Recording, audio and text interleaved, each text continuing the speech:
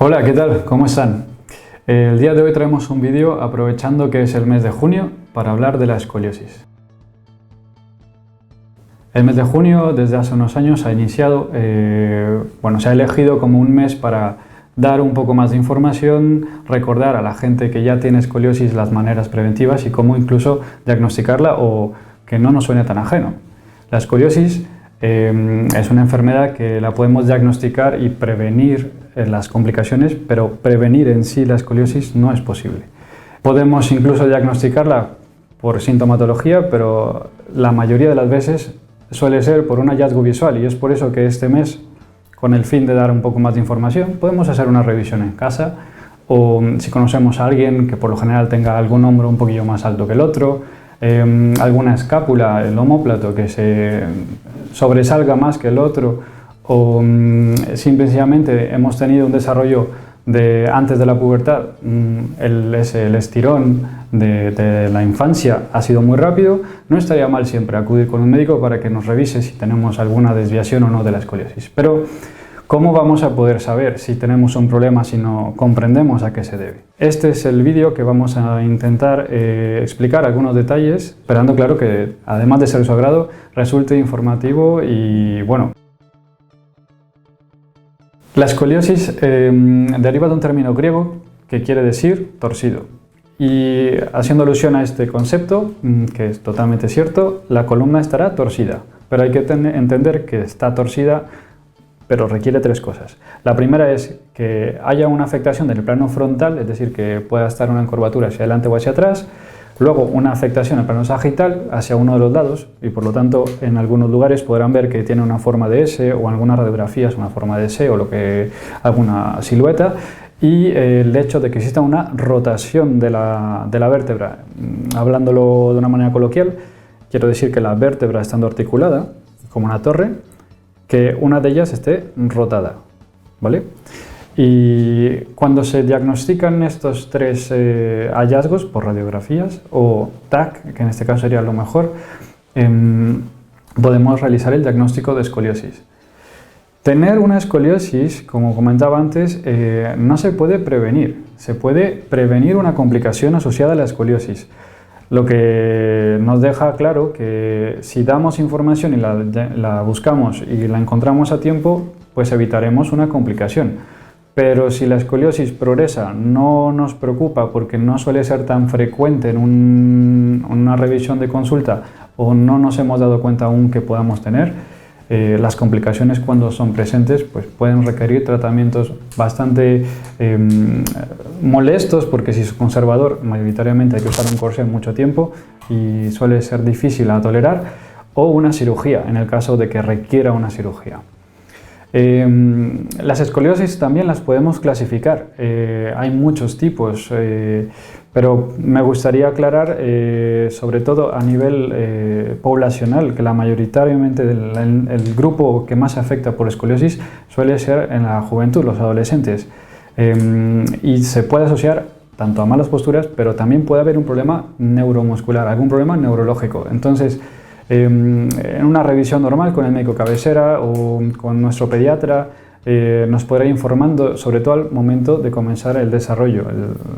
Poco a poco los niños comenzarán a hacer algo de actividad, van a tener alguna postura errónea. Los niños no suelen presentar en una primera instancia dolor, sino una alteración estética. Los padres cuando les están vigilando en las piscinas o ahora que es el verano, pues pueden ver que tengan algún hombro un poco más arriba que el otro. Cuando se agachan puede haber una pequeña joroba o alguna deformación sobre la parte de la espalda o simplemente el omóplato, como comentaba antes, un poquito más salido, ¿no? Pero es un hallazgo, la mayoría de las veces es un hallazgo. Y esto es importante porque requerimos la colaboración de los padres para que podamos diagnosticar a temprana edad las escoliosis. En el caso de los otros tipos de escoliosis, las que se encuentran en el adulto, ya podemos hablar de otro fenómeno. En el adulto, el hecho de que tengamos una escoliosis, tenemos que diagnosticar que no sea una degeneración articular crónica, o que haya sido ya por una mala postura que ha desencadenado problemas posturales crónicos y ha hecho que tengamos una escoliosis. Realmente se llama escoliosis degenerativa, que a fines prácticos es la que solemos ver más en consulta y se presenta sobre todo después de los 40, 50 años, y dentro de la sintomatología sí se asocia el dolor, a diferencia que en la de los niños. Pero la cirugía, ¿cuándo hacer una cirugía propiamente de escoliosis? Es un consenso que se tiene que tomar muy de acuerdo, tanto para aceptarla como para rechazarla.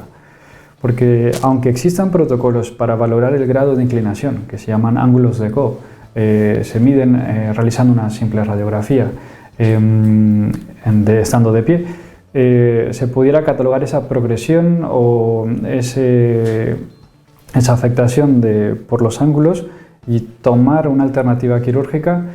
Hay que asegurarnos porque se presentan los adolescentes, ellos aún posiblemente van a crecer más y si se tiene que instrumentar la columna puede requerir una segunda intervención o puede dejar secuelas dolorosas por la intervención. Así que es muy importante asegurarnos que si necesita la cirugía realmente la necesita y que si no necesita la cirugía realmente no la necesita y valorar esos riesgos. A nivel del adulto, una vez que ya se ha terminado ese desarrollo de crecimiento, pues las escoliosis se han establecido y pueden progresar, en efecto, así como pueden generar más afectaciones de otros segmentos. Este desarrollo de afectación articular va a generar, evidentemente, artrosis, pero la artrosis puede estabilizar el segmento que está torcido, ¿de acuerdo? El problema viene con los segmentos que no están estabilizados con esa artrosis, porque pueden generar inestabilidad, pueden generar dolor y pueden darnos un problema también asociado a patología discal. Lo importante aquí es identificar bien el estado en el que nos encontramos. Hablando ya de los pacientes que solemos ver nosotros en la consulta, la escoliosis degenerativa muchas veces requiere tratamiento quirúrgico. ¿Por qué? Porque ha sido ya también un padecimiento que ha evolucionado a lo largo del tiempo, es un padecimiento que nos aumenta muy importante este punto. Este padecimiento, cuando desarrolla la artrosis, puede comprimir el nervio y si el nervio se está comprimiendo por hueso, no va a haber medicación que nos pueda ayudar al respecto. Una vez que ese nervio se dañe, pueden quedar secuelas o puede haber una recuperación parcial o incluso pues, mínima con respecto al cuadro en el que se presentó inicialmente el paciente en la consulta. Las escoliosis degenerativas nos darán también, como las hernias discales, dependiendo del segmento en el que se encuentren, los síntomas. Pero las que más nos preocupan a nivel médico son las escoliosis dorsales o torácicas, porque estas sí están bastante descompensadas e incluso estando a nivel de adulto hay una afectación, hay un aplastamiento, hay una fractura de las vértebras. Esto puede, pues, ya no siendo redundante, pero puede agudizar ese ángulo que está pues, ya inclinado para producir alguna compresión de órganos vitales, que es lo primero que tenemos que salvar, que son la caja torácica, los pulmones o el corazón, pero también puede oprimir la entrada de los alimentos y dificultar el paso de los mismos en el estómago. Y esto nos va a traer problemas secundarios. Entonces es posible que sea a nivel médico ese segmento el que pues, con mayor prioridad tenemos que tratar y valorar. Sin embargo, el segmento que más vemos en nuestra consulta es el segmento lumbar, dorso-lumbar, porque es el segmento que más esfuerzo requiere con la movilización, el desplazamiento, y es el que más esfuerzo tiene que recibir a lo largo de la vida. Esta descompensación se puede ver medida, como lo comentábamos en un vídeo antes, de las hernias, tanto por malas posturas, sobre todo se va a asociar a un mal diagnóstico o incluso a cirugías por traumatismos en la juventud. Me explico. Si un paciente cuando tenía 20 años estaba yendo en una motocicleta, tuvo un accidente, se ha fracturado alguno de sus huesos de las piernas y se le ha conseguido reparar. Después, cuando ese paciente se ha recuperado y demás, pasan 20-30 años, si existe algún cambio de altura por la cantidad de instrumental que requirió esa pierna para reparar y que el paciente volviera a tener su vida normal, puede repercutir en la manera en la que se está moviendo la pelvis y la columna. Hay que entender que las articulaciones se van a ir desgastando, pero si es mucho y ha repercutido a nivel de la columna, esas vértebras se pueden llegar a colapsar de alguna manera para comprimir ese nervio, tanto por artrosis, por desgaste, o simplemente tenía una escoliosis que no estaba diagnosticada y que una vez que se ha puesto el material y a lo largo del tiempo se desestabilizó, ¿vale? Entonces, esto puede pasar. ¿Y cómo lo podemos confirmar? Pues teniendo estudios previos. Si pudiéramos saber que el paciente ya sufría de escoliosis, pues va a ser más fácil llevar su control. Pero si el paciente llega a los 60 años con una escoliosis bastante evolucionada y no hay ningún antecedente, es difícil encontrar la etiología real. Pero hay que saber que se trata solo si hay riesgo neurológico, si incapacita de alguna manera la vida diaria del paciente o si el dolor ha fracasado con todo el tratamiento conservador. Las cirugías hoy en día se pueden hacer de manera muy pues mínimas y me explico en esto porque se puede realizar con los estudios de radiología un buen diagnóstico, valorar si la escoliosis, la que nos está dando el síntoma y el segmento en el que está el nervio afectado es solamente uno, se puede hacer una cirugía mínimamente invasiva para liberar ese nervio y favoreciendo, claro, el uso de medidas con fisioterapia o uso de faja posterior a la cirugía, esperar que se estabilice para que ya no nos dé problemas. Tendremos que limitarnos tal vez en algunas funciones como ejercicios o actividades que nos hayan gustado. Si a la gente le gustaba ir de senderismo, hacer 4 o 5 horas con una mochila en la espalda, pues bueno, a lo mejor podríamos continuar el senderismo una vez que se haya recuperado, pero ya no las 4 horas, 5 horas, sino tal vez 1 o 2 horas. Y también haciendo algunas pausas, estabilizando otras musculaturas que nos van a dar mejor postura para que esa escoliosis no se vuelva a descompensar. Una vez que tenemos el diagnóstico de escoliosis, hay que comprender bien que si está desestabilizada podemos entrar en un círculo pues un poco vicioso, porque esa desestabilización va a producir síntomas. Esos síntomas nos van a obligar a tener malas posturas para intentar paliarlos. Pero esas malas posturas nos van a generar nuevamente más deformidad, que generando más deformidad van a volver a generar más desestabilización. Hay que comprender bien cómo se está moviendo en el caso del individual y dónde atacar y cuándo atacar. Muchas veces los dolores son solamente articulares y si no hay compresión de los nervios se pueden tratar de manera conservadora, con infiltraciones, con fisioterapia, con medicación, con relajantes musculares, con uso de faja o incluso limitando actividad o favoreciendo cierta actividad que fortalezca algunos músculos que ayudarán a que eso se compense. Pero también es posible que tengamos un desgaste a nivel de las caderas que nos obliguen a tener una marcha errónea y que al paso del tiempo nos descompense la espalda.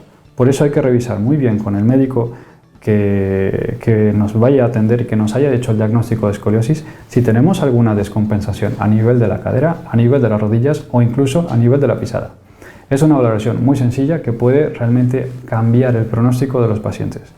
Aquí en Visiondo tenemos cirujanos de mucha experiencia y valoramos de manera integral al paciente. La idea precisamente es esa. Una vez que sepas que puedes tener un problema de columna, que te analicemos completamente. Una vez que sepas que tienes un problema de columna, que sepas cuál es el tratamiento correcto según tu caso.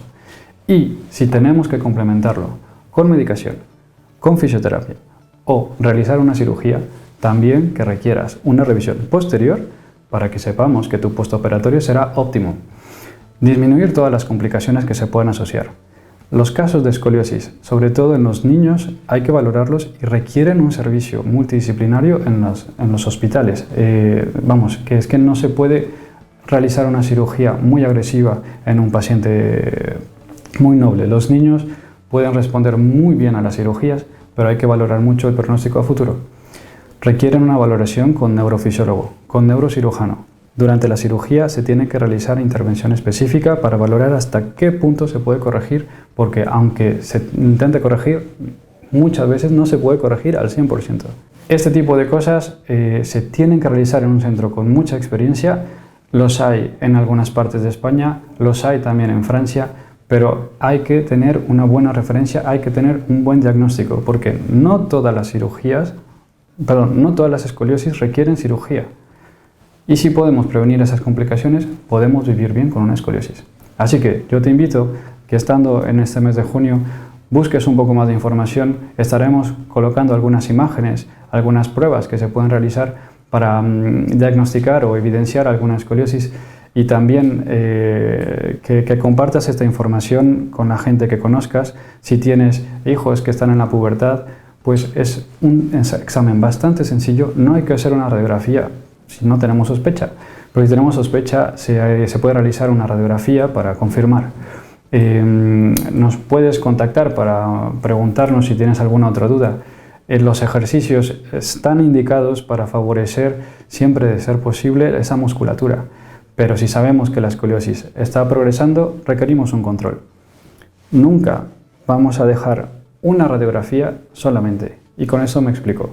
Si diagnosticamos en un momento una persona con escoliosis y no es un adulto, ¿vale?, tenemos que confirmarla a los 3 meses, por lo menos, para ver si ha habido un cambio en esa angulación, en esa deformación.